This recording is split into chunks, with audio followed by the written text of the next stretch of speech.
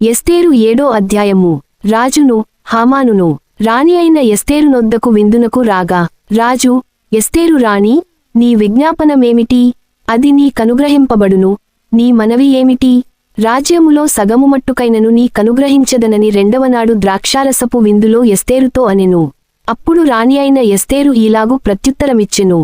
రాజా, నీ దృష్టికి నేను దయపొందిన దాననైన ఎడల, రాజవైన తమకు సమ్మతి అయితే, నా విజ్ఞాపనను బట్టి నా ప్రాణమును, నా మనవిని బట్టి నా జనులను నా కనుగ్రహింపబడుదురుగాక. సంహరింపబడుటకును, హతము చేయబడి నశించుటకును, నేనును నా జనులను కూడా అమ్మబడినవారము. మేము దాసులముగాను దాసురాండ్రముగాను అమ్మబడిన ఎడల, నేను మౌనముగానుందును. ఏలయనగా, మా విరోధిని తప్పించుకొనుటకై మేము, రాజవగు తమరిని శ్రమపరచుట యుక్తము కాదు. అందుకు రాజైన అహష్వేరోషు, ఈ కార్యము చేయుటకు తన మనస్సు దృఢపరచుకున్నవాడెవడు? వాడేడి? అని రాణియగు ఎస్తేరు నడుగగా, ఎస్తేరు, మా విరోధియగు ఆ పగవాడు దుష్టుడైన ఈ హామానే అనెను. అంతటా హామాను, రాజు ఎదుటను రాణి ఎదుటను భయాక్రాంతుడాయెను.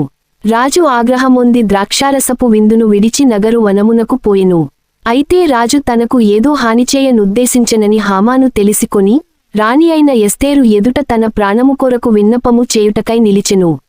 నగరు వనములో నుండి ద్రాక్షారసపు విందుస్థలమునకు రాజు తిరిగి రాగా, ఎస్తేరు కూర్చుండియున్న శయ్యమీద హామాను బడియుండుట చూచి, వీడు ఇంటిలో నా సముఖము ఎదుటనే రాణిని బలవంతము చేయునా? అని చెప్పెను. ఆ మాట రాజు నోట రాగానే బంటులు హామాను ముఖమునకు ముసుకు వేసిరి.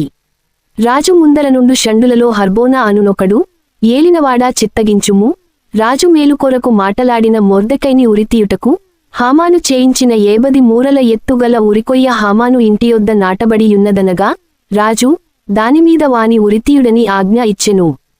కాగా, హామాను మొర్దెకైకి సిద్ధము చేసిన ఉరి కొయ్యమీద వారు అతనినే ఉరితీసిరి. అప్పుడు రాజు యొక్క ఆగ్రహము చల్లారెను.